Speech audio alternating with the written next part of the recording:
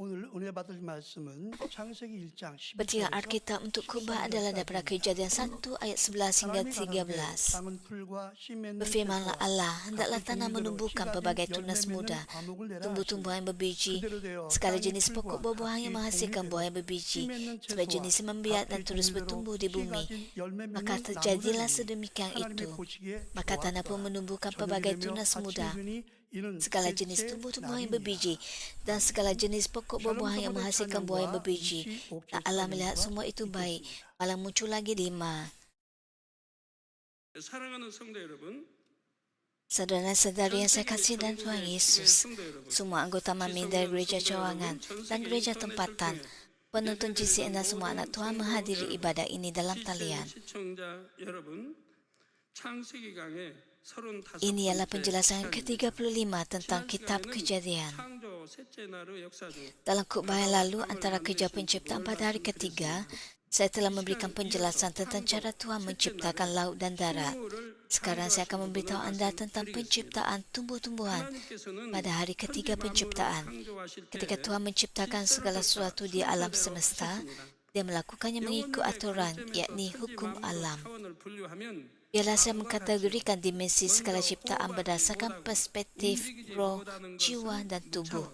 Pertama, benda yang hanya wujud tetapi tidak bernafas atau bergerak merupakan benda tanpa dimensi. Benda tersebut adalah seperti batu, tanah dan pasir. Dimensi yang dijelaskan oleh Tuhan berbeza daripada apa yang dimaksudkan oleh manusia. Ia tidak merujuk kepada titik, garis atau bentuk pebejar. Ketidakmampuan untuk bernafas atau bergerak disebut sebagai kewujudan tanpa dimensi. Seterusnya, benda yang bernafas tapi tidak bergerak sendiri seperti tumbuhan merupakan makhluk berdimensi pertama. Oleh itu, tumbuhan bernafas tetapi tidak bergerak, maka ia tergolong dalam kategori ini selepas kewujudan tanpa dimensi. Binatang yang wujud, bernafas dan dapat bergerak bebas tapi hanya mempunyai jiwa tanpa roh merupakan makhluk berdimensi 2. Manusia yang dapat bernafas, bergerak bebas dan terdiri daripada roh, jiwa dan tubuh merupakan makhluk berdimensi 3. Perkara yang membezakan manusia daripada binatang ialah manusia mempunyai roh. Semua makhluk rohani seperti malaikat dan kerub merupakan makhluk berdimensi 4. Inilah kategori dimensi dari sudut pandang roh, jiwa dan tubuh seperti yang dijelaskan oleh Tuhan. Ketika Tuhan melaksanakan kerja-kerja penciptaan, Dia terlebih dahulu menciptakan alam rohani, iaitu dimensi 4. Dia menciptakan malaikat dan kerub. Kemudian pada waktunya Dia memulakan kerja penciptaan di langit pertama, iaitu dunia fizikal ini. Dia meletakkan asas bumi sebagai tempat untuk pemumpukan manusia dan seterusnya menciptakan segala sesuatu di bumi. Semasa 6 hari penciptaan, Tuhan memulakannya dengan menciptakan benda-benda daripada dimensi yang lebih rendah dahulu. Pada hari pertama, Dia meletakkan asas bumi, iaitu kewujudan tanpa dimensi. Pada hari kedua, Dia memisahkan laut dan darat yang juga merupakan kewujudan tanpa dimensi. Kemudian Dia menciptakan tumbuh-tumbuhan yang termasuk dalam makhluk berdimensi pertama. Pada hari ke-5 dan ke-6, Dia menciptakan burung, ikan dan binatang yang merupakan makhluk berdimensi kedua. Akhirnya Dia menciptakan manusia yang merupakan makhluk berdimensi ketiga.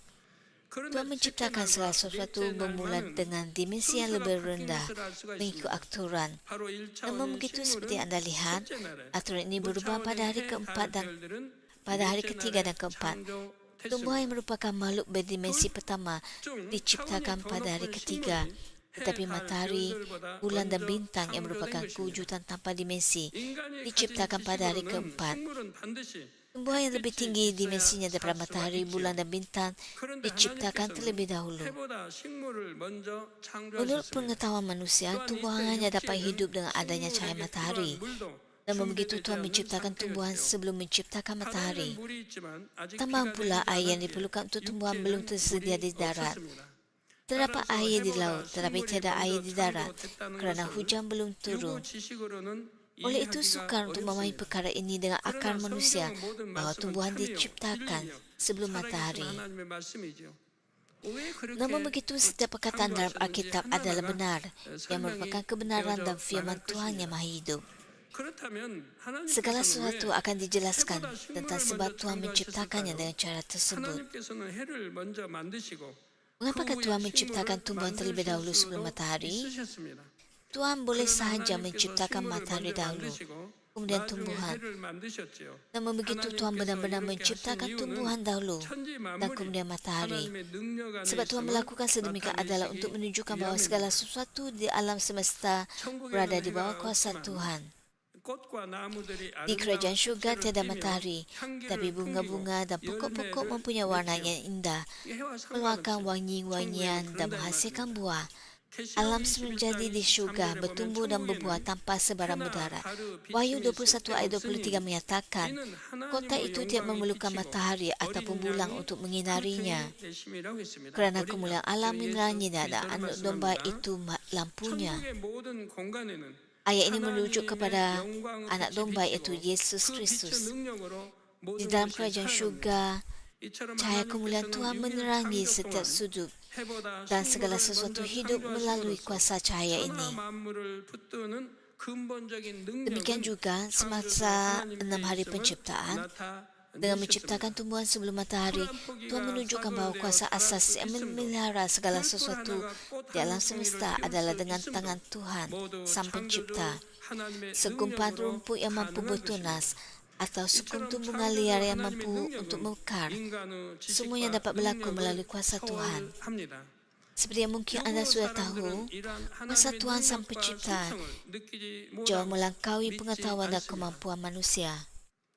Manusia duniawi tidak dapat merasakan kuasa dan sifat keilahian Tuhan, bahkan tidak berusaha untuk mempercayainya.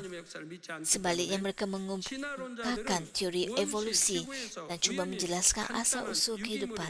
Mereka tidak percaya kepada kerja Tuhan seperti ini.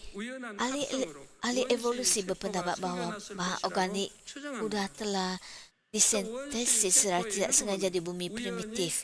Lalu sel-sel primitif diciptakan melalui sintesis bahan organik ini secara tidak sengaja.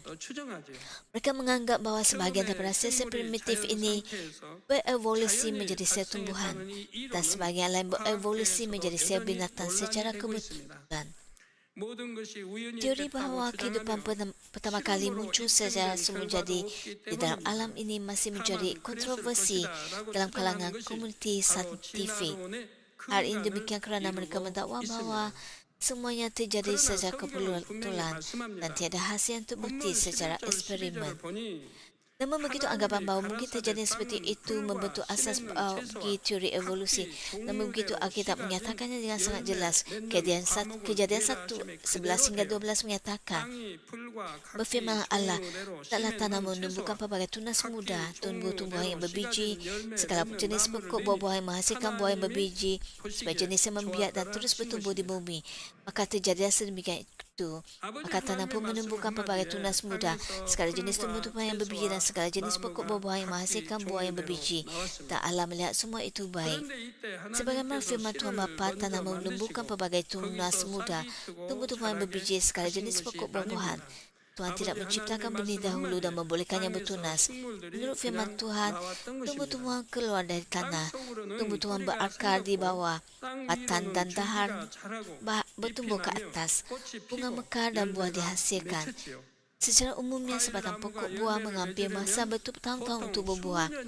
Walaupun hal ini berlaku dengan serta-merta pada hari ketiga penciptaan. Satu lagi catatan tentang keajaiban seperti ini dapat diperoleh dalam Alkitab. Bilangan 17 ayat 6 hingga 8 menyatakan, maka berbicara Musa kepada orang Israel, lalu semua pemimpin mereka memberikan tongkat masing-masing kepadanya. Setiap pemimpin memberikan sebatang tongkat menurut suku kaum mereka. Maka terdapat sejumlah 12 batang tongkat. Tongkat Harun pun ada antara tongkat-tongkat itu. Musa meletakkan tongkat-tongkat itu di hadapan Tuhan di dalam kemah kesaksian. Keesokan harinya ketika Musa masuk ke dalam kemah kesaksian, tampak tongkat Harun yang mewakili Bani Lewi telah bertunas. Tongkat itu pun mengeluarkan kuncup, berbunga dan menghasilkan buah badam. Perkara ini berlaku dalam satu malam. Di dalam kemah kesaksian merujuk kepada tempat yang maha suci dan kemah suci yang dibina semasa tempoh di padang gurun. Ruang ini, tempat yang maha suci di mana Tuhan hadir. Di dalam kemah kesaksian merujuk kepada tempat yang maha suci di kemah suci. Di situ langsung tidak ada cahaya matahari. Tongkat itu hanyalah sebatang kayu yang telah kering. Namun begitu pada keesokan harinya, hanya tongkat harum yang bertunas, berbunga dan menghasilkan buah badam yang masak. Dalam persekitaran di mana tumbuhan tidak dapat bertahan secara fizikal, keajaiban seperti itu berlaku dalam masa kurang daripada sehari. Hal ini dapat terjadi kerana tongkat harum dilindungi oleh ruang rohani yang mengikut aliran masa rohani. Oleh itu, ketika Tuhan menciptakan tumbuh-tumbuhan, Dia menjadikan setiap tumbuhan mempunyai benih. Di dalam benih itu terkandung kehidupan, jadi ia dapat berkembang sendiri untuk generasi yang akan datang. Tuhan juga memberikan keupayaan kepada benih untuk berkembang biak dengan sendirinya. Begitulah cara Tuhan membuat ketetapan untuk tumbuh-tumbuhan sejak Dia mula menciptakannya. Tuhan bahkan memberikan kemampuan paling efektif kepada setiap tumbuhan untuk menyebarkan benih. Oleh sebab tumbuhan berakar di dalam tanah, benih juga akan jatuh di sekitarnya, kecuali terdapat cara lain untuk menyebarkannya. Jika banyak benih jatuh pada satu-satu tempat seperti ini, akan berlaku persaingan sengit apabila benih bercambah dan bertumbuh. Oleh sebab ruang tanah adalah terhad, tumbuhan tersebut hanya dapat menyerap sedikit air dan nutrien, menyebabkan pertumbuhan yang kurang sihat secara keseluruhan. Oleh itu adalah lebih bermanfaat jika tumbuhan dapat menyebarkan benihnya sejauh yang mungkin.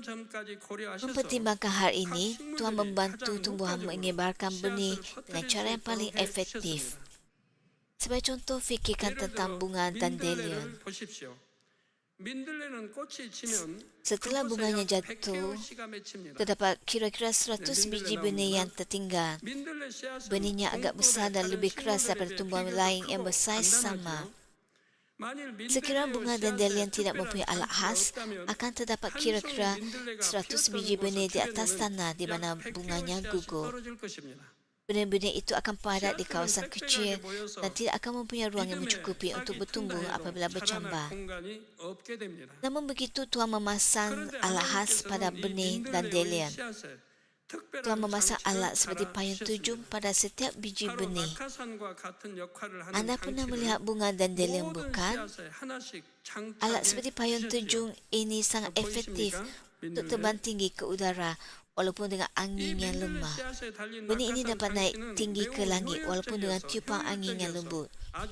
Alat seperti payung tujung membolehkan benih ini bergerak puluhan kilometer. Selain bunga dandelion, terdapat banyak tumbuhan yang dilengkapi dengan alat terbang yang hebat, seperti pokok maple dan sesetengah kaktus Amerika. Terdapat juga benih tumbuhan yang mempunyai alat yang menyerupai peluncur udara atau helikopter buatan manusia. Walaupun mekanisme terbangnya sangat ringkas, keupayaan jauh lebih unggul daripada objek terbang buatan manusia. Nisbah berat benih dan panjang serta lebar sayapnya sangat ideal. Jika sayap terlalu kecil untuk berat benih, benih tidak dapat terbang jauh dan akan jatuh dengan mudah ke tanah. Namun begitu, benih ini diberikan sayap yang seimbang dengan baik agar benih dapat terbang pada jarak yang cukup jauh. Tuhan menjadikan keseimbangan semua ciptaan ini sempurna. Para perekas pesawat mengkaji keseimbangan terbang tumbuhan ini. Berikutnya adalah satu lagi contoh. Pernahkah anda melihat benih keembung?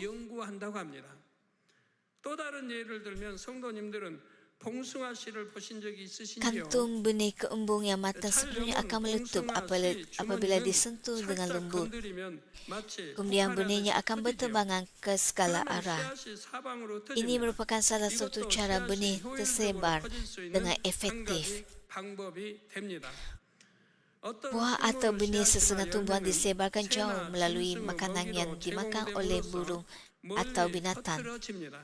Setengah 어떤 binatang 동물은 tidak memakan 채취한 semua buah yang 열매를 한꺼번에 dikumpulkan, 다 먹지 tapi 않고 menanamkannya di dalam 땅속에 tanah. 묻어두는 습관을 가졌습니다. 나름대로 Binatang 식량을 menyimpan makanan 저장해 dengan 두는 cara 것이지요. tersendiri. 그런데 Walau 이것저것 bagaimanapun, 여러 oleh 곳에 sebab binatang 묻어둔 menanamkan 바람에 buah di 그 berbagai 위치를 다 tempat, 기억하지를 못합니다. binatang itu tidak 그 ingat 결과 semua lokasi 땅속에 tersebut. 심겨진 식물의 Akibatnya, 씨앗은 benih yang 그곳에서 ditanamkan di bawah 싹을 tanah 내고 자라게 됩니다. bercambah dan bertumbuh di tempat 이를 itu. 식물의 입장에서 보면 열매 Dari 일부를 sudut pandang 동물의 tumbuhan, 먹이로 tumbuhan menyediakan 제공하면서 buah sebagai 동물에게 makanan kepada 일을 binatang 시킨 것과 dan 같습니다. memanfaatkan binatang bekerja 결과적으로는 untuknya. 동물이 식물의 씨앗을 Hasilnya, 땅속에 binatang 잘 menanam 심어 benih tumbuhan 묻어주었기 dengan baik di 때문입니다. dalam tanah. 참 재미있는 Hubungan simbiosis ini adalah 관계이죠. sangat menarik. 일부는 먹이로 주고 Sebagian buah diberikan 일부는 sebagai 그 makanan 동물을 통해서 dan sebagiannya 씨앗을 disebarkan 퍼뜨리는 melalui 것이지요. binatang. 이 모든 것을 Tuhan yang mereka 설계하시고 bentuk dan 창조하신 분이 menciptakan semua 바로 ini. 우리 아버지 Sesungguhnya Tuhan mereka 하나님이십니다. bentuk setiap tumbuhan 하나님께서 각각의 sejak awal 식물들이 agar benih tumbuhan dapat 가장 tersebar dengan cara yang 효과적으로 paling 씨앗을 퍼뜨릴 수 efektif. 있도록 처음부터 이렇게 설계하셨다는 Saudara-saudara yang saya 사실입니다. kasihi, ada satu lagi keupayaan luar biasa yang diberikan oleh Tuhan kepada tumbuhan. Keupayaan yang dimasukkan ialah keupayaan untuk menghasilkan nutrien menggunakan cahaya matahari, air dan udara.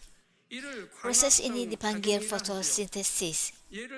Sebagai contoh, buah epar dapat menghasilkan buah epar yang enak menggunakan cahaya matahari, air dan udara.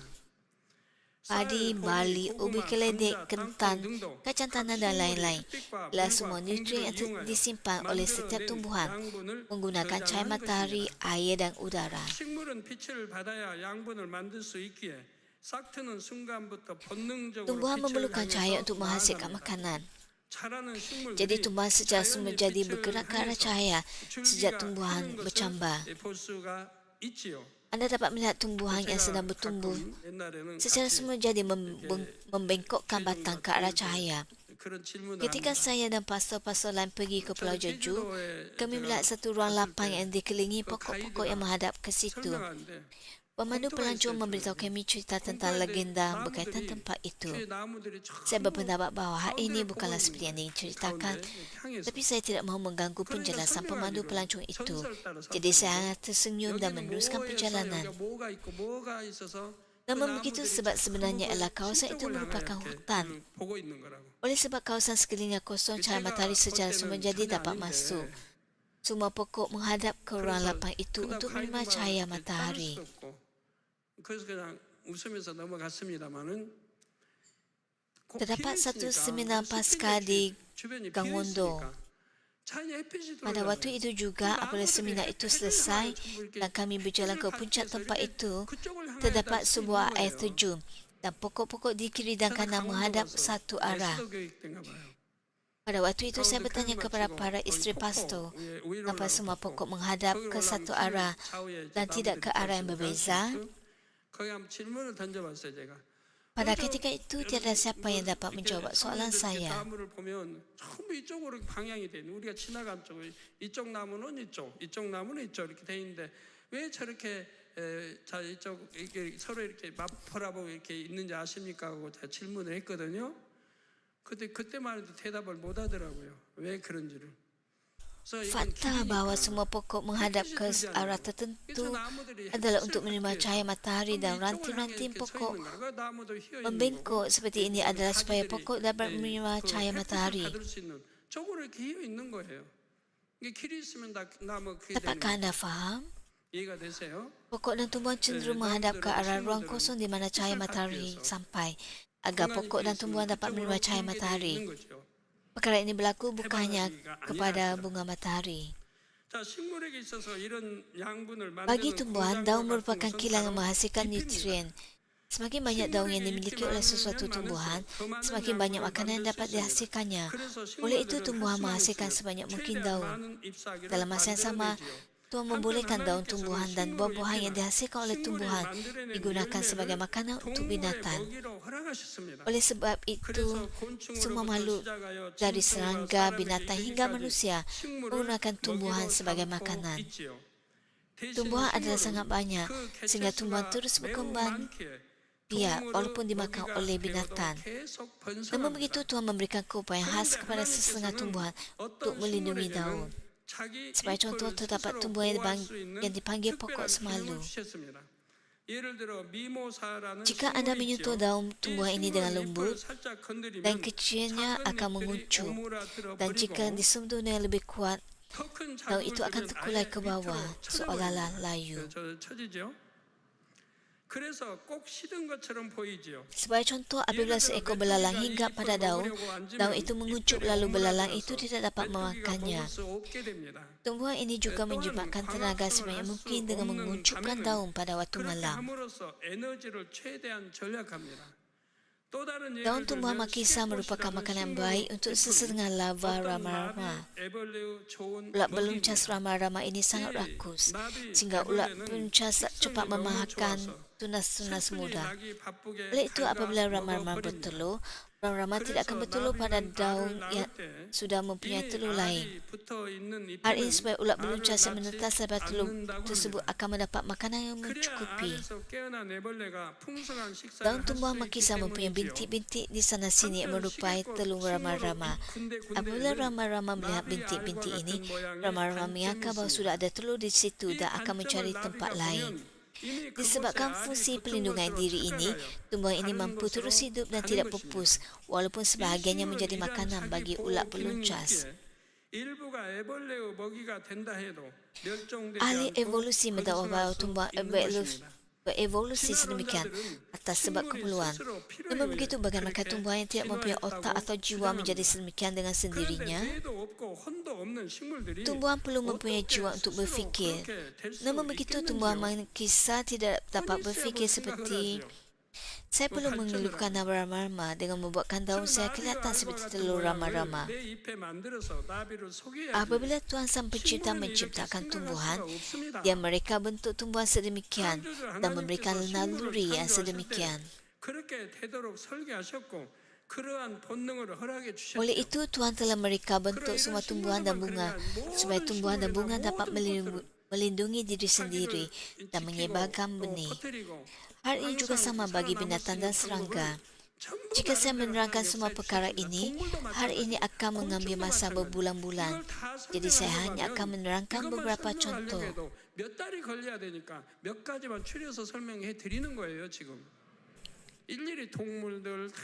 Marilah kita meneliti beberapa contoh binatang. Binatang herbivore membiak dengan memakan tumbuhan dan melahirkan banyak anak. Oleh sebab binatang hidup dengan memakan tumbuhan, binatang dapat bertahan hidup walaupun terdapat ratusan ribu binatang dalam kumpulan besar. Apabila tiada lagi tumbuhan untuk dimakan akibat perubahan cuaca atau musim di suatu tempat, binatang akan berpindah ke tempat lain. Binatang bergerak ribuan kilometer tanpa kompas atau peta, tapi secara naluri, binatang tahu ke mana arah yang perlu dituju. Binatang tahu apabila hujan tidak turun dan tumbuhan akan layu. Jadi binatang bergerak secara naluri. Binatang bergerak untuk mencari tempat di mana hujan akan turun dan tumbuhan akan bertumbuh semula. Tidak mudah bagi manusia untuk mencari tempat tertentu tanpa peta, tapi binatang tahu dan berhijrah secara naluri. Keupayaan ini ditanamkan oleh Tuhan dalam naluri binatang, supaya binatang dapat terus hidup. Bagaimana pula dengan binatang karnivor yang memakan binatang yang lemah? Binatang karnivor juga diciptakan dengan cara yang membolehkan binatang ini cukup makan daripada herbivore. Karnivor biasanya memburu binatang lemah, sakit dan tidak berdaya. Apakah yang akan terjadi jika seekor singa melahirkan banyak anak dan menjadi terlalu banyak? Mungkin semua binatang herbivore akan pupus. Oleh itu, Tuhan menetapkan bahawa walaupun singa melahirkan anak, hanya singa yang kuat yang akan bertahan. Singa jantan yang lebih kuat akan bertarung untuk menjadi pemimpin. Dan apabila singa itu berjaya, singa itu akan membunuh semua anak singa lain. Dengan cara ini, populasi singa secara semula jadi terkawal. Dari perspektif singa, pemimpin menjaga kedudukannya dan melindungi anak-anaknya dengan membunuh singa lain dan anak-anak singa lain. Pada akhirnya, jumlah singa tetap terbatas dengan cara ini. Oleh itu, ekosistem semula jadi di Afrika dapat dikekalkan. Begitu juga, pemangsa saling mengawal satu sama lain. Tubuh mengawal singa, manakala anjing mengawal pemangsa yang lain.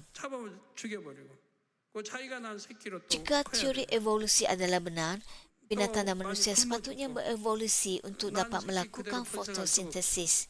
그래서 또 아프리카든 이런 게 또 유지가 된다 이 말이에요. 낳는 대로 자라서 죽지 않고 Cahaya matahari, air dan udara yang diperlukan untuk fotosintesis dapat disediakan dalam jumlah yang mencukupi. 사자를 견지하는 또그뭐 지저분한 동물 하이에나가 있고 또 하이에나를 견지하는 또 동물이 있습니다. 그 개떼든 뭐가 있고 다 있어요. 서로 견제하면서 이렇게 살아가도록 돼 있는 거 봅니다. 만일 진화론자의 주장이 옳다면 짐승들이나 사람들도 광합성을 할 수 있도록 진화됐어야 할 것입니다. 광합성 작용에 필요한 햇빛과 물과 Betapa mudahnya jika manusia mempunyai kemampuan untuk menghasilkan makanan seperti itu. Betapa baiknya jika anda hanya perlu minum air dan menyerap cahaya matahari seperti tumbuhan untuk mendapatkan nutrisi.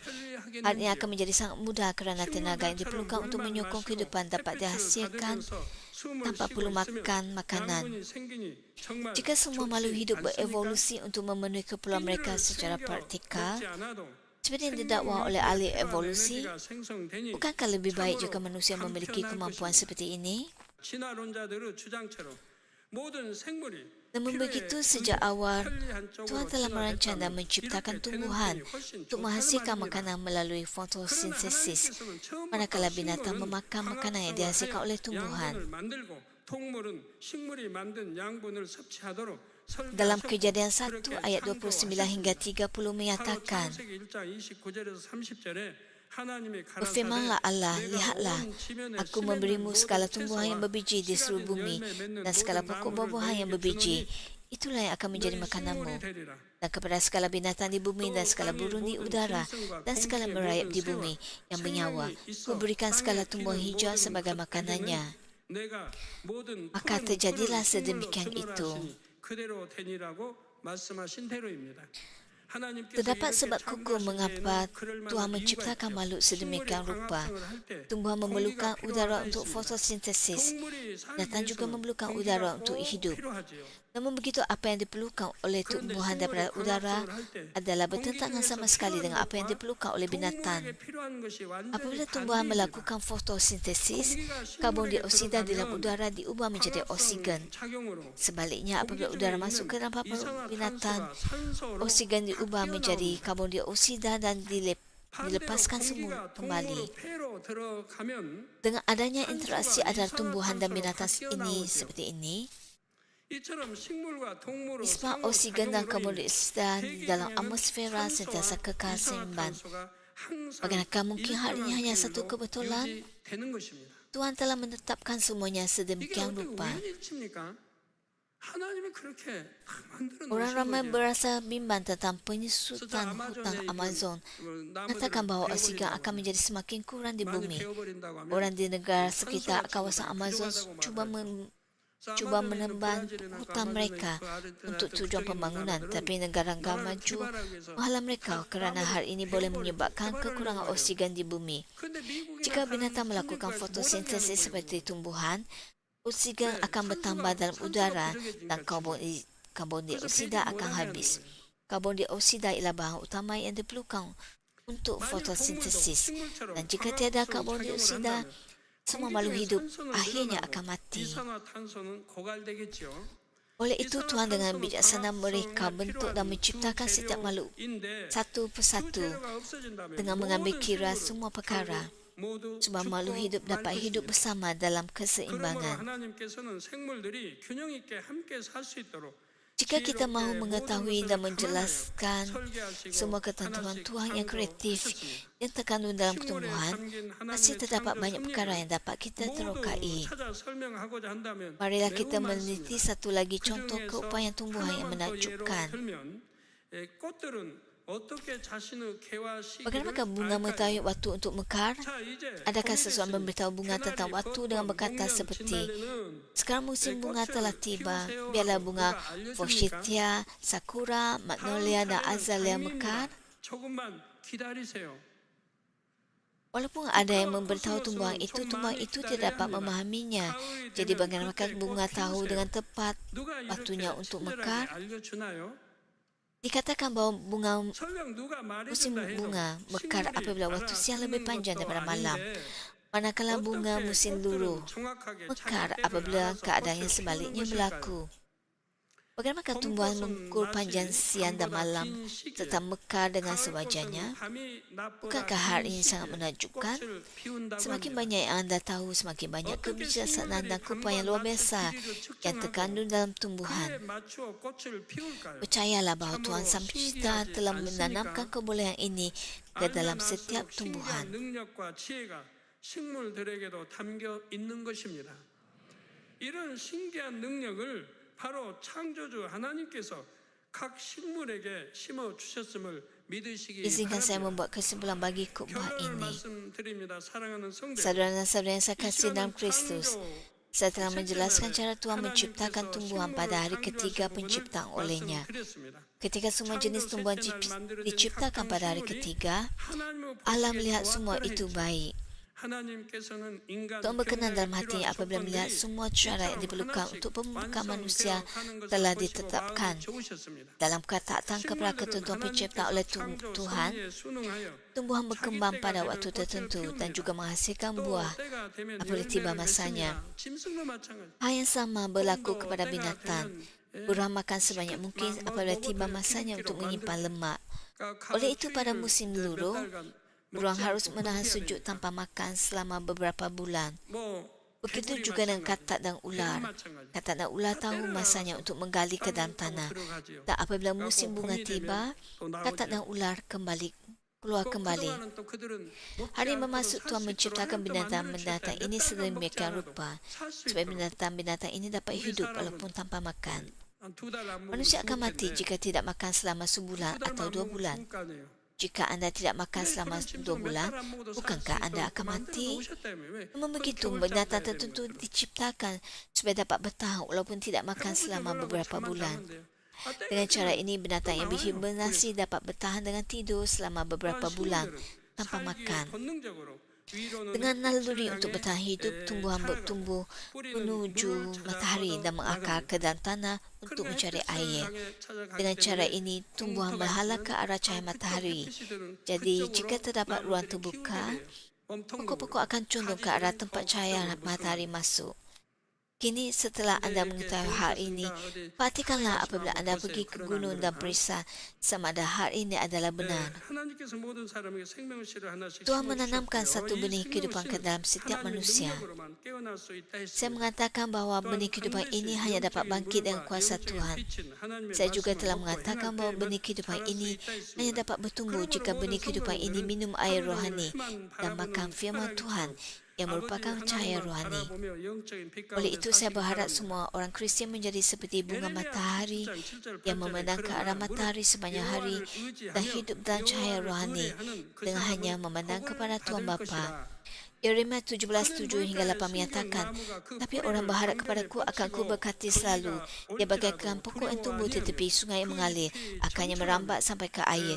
Musim panas tidak ditakutinya kerana daun-daunnya selalu hijau.